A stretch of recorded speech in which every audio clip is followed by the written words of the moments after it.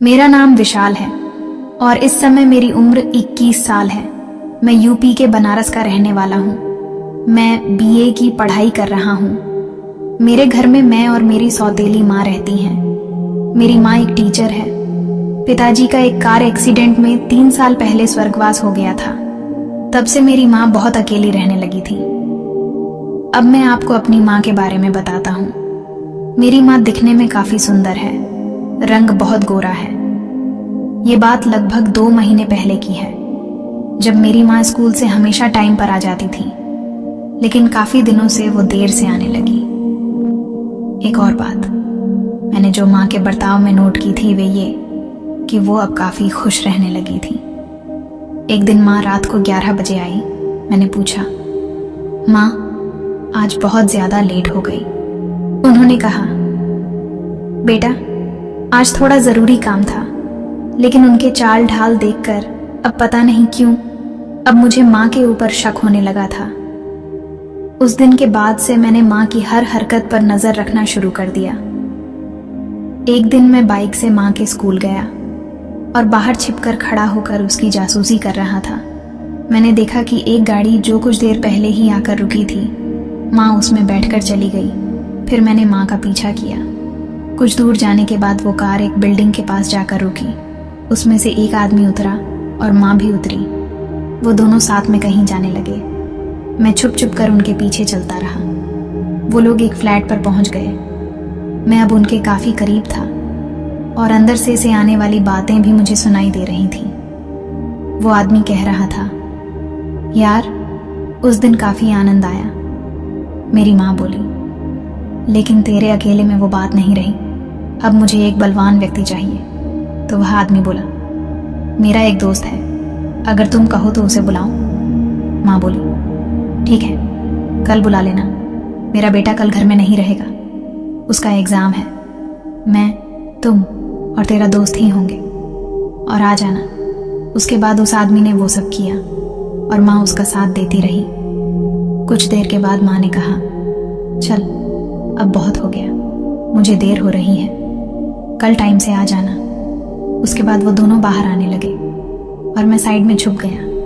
उन्होंने फ्लैट को बंद किया और फिर दोनों वहां से निकल गए। मैं भी जल्दी से वहां से निकला और फिर घर आ गया। मुझे यकीन नहीं हो रहा था कि मैं जिस औरत के साथ रहता हूं वो ऐसी है। अब मुझे भी अपनी माँ के बारे में सोचकर उन्हें वो सब आनंद देना था। फिर अगले दिन मैंने सोच लिया कि आज एग्जाम देने ही नहीं जाऊंगा। मैं माँ के सामने ये बोलकर निकल गया कि मैं कॉलेज जा रहा हूँ। थोड़ी दूर जाकर मैं सिगरेट पीने लगा। एग्जाम तो मुझे वैसे भी नहीं देना था, क्योंकि जिसे ये पता लग गया हो कि आज उसकी माँ के साथ क्या होने वाला है, तो वो बंदा फिर क्या एग्जाम देगा। वहीं पर टाइम पास करने के 1 घंटे बाद मैं घर की तरफ गया तो देखा कि वही गाड़ी मेरे घर के बाहर खड़ी थी। मैं समझ गया कि वही आदमी होगा। फिर मैंने सोचा कि घर के अंदर कैसे जाया जाए। फिर एकदम से ख्याल आया कि क्यों ना घर के पीछे वाली साइड से टेरेस से चला जाऊं। फिर मैं पीछे वाली साइड पर गया। मैं अपने घर में चोरों की तरह चढ़ रहा था और ऊपर छत का गेट खुला था। मैं चुपके से वहां जाकर अपने रूम में बैठ गया। फिर देखने लगा कि हो क्या रहा है, मगर किसी की कोई आवाज नहीं आ रही थी। फिर एकदम से मेरी माँ की आवाज आई, निखिल जी यहाँ आइए। मैंने देखा कि मेरी माँ सज संवर कर बहुत खूबसूरत लग रही थी। बहुत अधिक मेकअप किया हुआ था। वो आदमी बोला, यार जल्दी करो, मेरा दोस्त आ रहा होगा। मैंने सोचा इसका मतलब अभी दूसरा आदमी नहीं आया था। फिर माँ और वो आदमी जिसका नाम निखिल कहकर माँ पुकार रही थी, वो दोनों हॉल में आकर बात करने लगे। माँ कहने लगी, रुको अपने दोस्त को आने दो। निखिल बोला, आ जाएगा यार वो। तब तक डोर बेल बजी।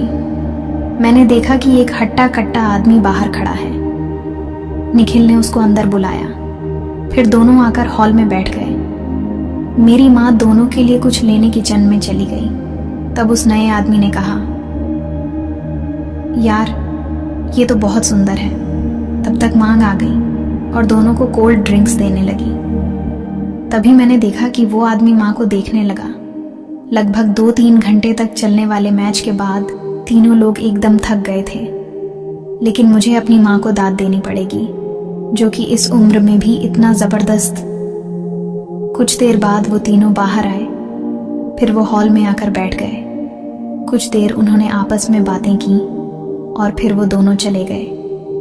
उनके जाने के बाद माँ भी अपने रूम में जाकर सो गई। फिर मैं छत से वापस चला गया। उसके काफ़ी समय के बाद मैं घर में दाखिल हुआ। माँ का चेहरा थकान से भरा हुआ था। फिर मैं भी अपने रूम में जाकर लेट गया।